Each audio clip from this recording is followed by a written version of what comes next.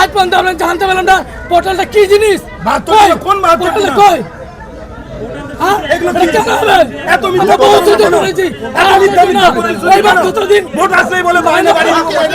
বেতন বৃদ্ধি সহ একাধিক দাবিতে বিক্ষোভ জিয়াগঞ্জ আজিমগঞ্জ পৌরসভার অস্থায়ী সাফাই কর্মীদের। শুক্রবার কাজ বন্ধ করে বিক্ষোভে সামিল হলেন সাফাই কর্মীরা।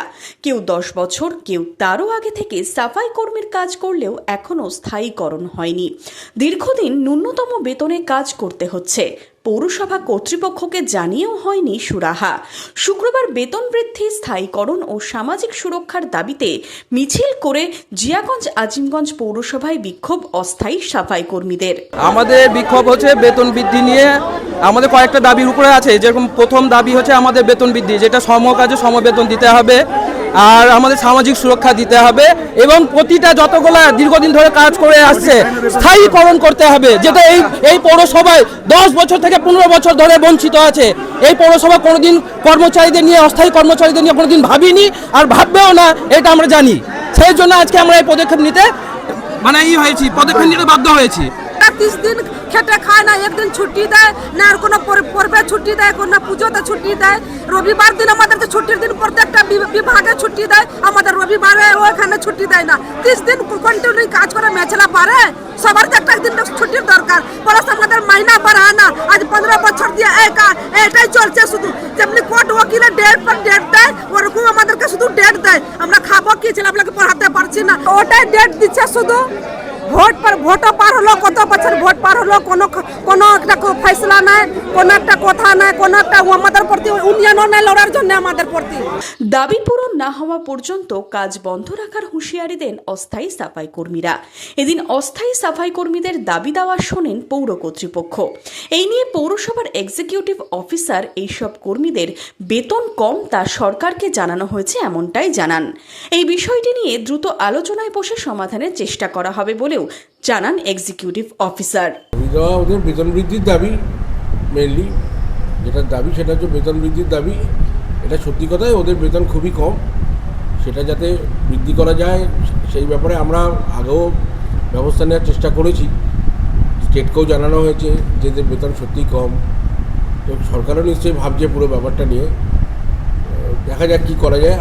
আমরা ওদের সঙ্গে কথা বলছি, বেতন বৃদ্ধির ব্যাপারে একটা করতে কিছু হবে, এই হচ্ছে ওদের মেন দাবি। দেখা যাক।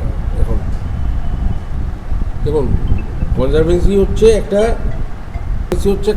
Emergency service. আপনারা জানেন বিভিন্ন এমার্জেন্সি সার্ভিসেই ছুটি ছাড়া কম থাকে। আপনি হসপিটালে যান, বিদ্যুৎ বিভাগে যান, দেখবেন কম থাকে। কোনো একটা ঘটনা ঘটলে তাদের ছুটি ক্যান্সেলও করা হয়। তো সেই ব্যাপারে ওদের হয়তো ছুটি ছোটা একদম পায় না এরকম ব্যাপারটা নয়, ছুটি ছোটা পায়, কিন্তু হয়তো কোনো ইমার্জেন্সি এসে পড়লে ওদের হয়তো বলা হলো এই কাজটা করে। এই নিয়ে পৌরসভার ভাইস চেয়ারম্যান জানান, আর্থিক সীমাবদ্ধতার কারণেই এতদিন বেতন বৃদ্ধি সম্ভব হয়নি। দাবি দাওয়া নিয়ে আলোচনা করা হবে। আমাদের যারা কনজারভেন্সি স্টাফ আজকে তারা বিক্ষোভ করছে, দাবি অবশ্যই সঠিক। আমাদের যারা বেতন পায় খুবই কম, এই বিষয়টা নিয়ে আমরা বারে বারে বোর্ড অফ মিটিংয়ে আমরা আলোচনা করেছি, আমরা সরকারের কাছেও জানিয়েছি। স্বাভাবিক কারণেই তাদের দাবিটা সঠিক।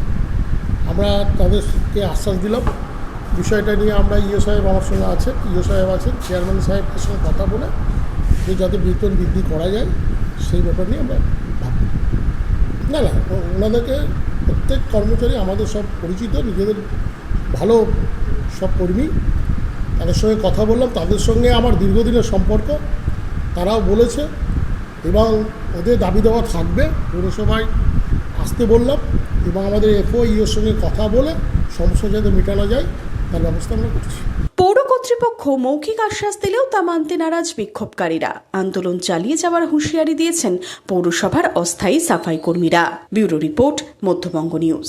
মনমোহিনী হেলথ কেয়ার, স্বাস্থ্য সেবায় অটুট শ্রেষ্ঠত্বের শিরোপা।